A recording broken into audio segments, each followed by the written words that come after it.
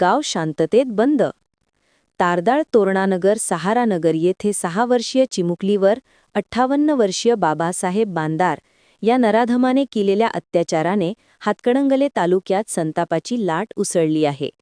माणुसकीला काळीमा फासणाऱ्या या कृत्याच्या निषेधार्थ तारदाळ ग्रामपंचायतीच्या पुढाकाराने संपूर्ण गाव आज शांततेत बंद ठेवण्यात आले.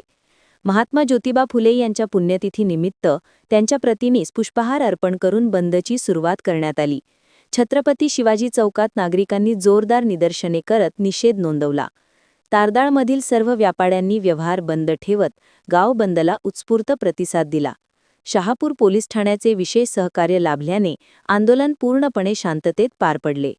कार्यक्रमात दत्ता मांजरे तारदाळकर, सुनील शिंदे, दादासो सुतार, रणजित पवार, नयन कांबळे, सूर्यकांत जाधव, नितीन खोचरे, प्रमोद परीट, दगडू कांबळे, प्रवीण केरले, मार्तंड कांबळे, विकास गायकवाड, गजानन पाटील, दिनकर थोरात आदी मान्यवरांची उपस्थिती होती. ग्रामरेवत प्रतिनिधी कल्याणी चव्हाण, इचलकरंजी.